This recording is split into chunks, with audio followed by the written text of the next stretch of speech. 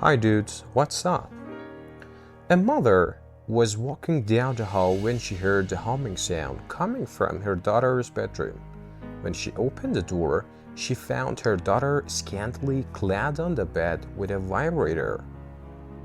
She exclaimed. The daughter replied, I'm 35 and still living at home with my parents, and this is the closest I'll ever get to a hospital.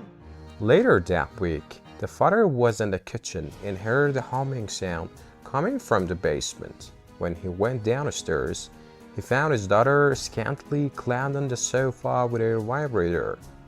"What the heck are you doing?" he exclaimed.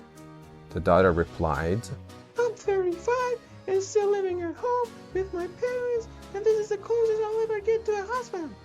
A couple of days later, the mother heard the humming sound again, this time in the living room. In there, she found her husband watching the Super Bowl on television with a vibrator buzzing away beside him. "What in the heavens are you doing?" she exclaimed. He replied, "Watching the game with my son-in-law."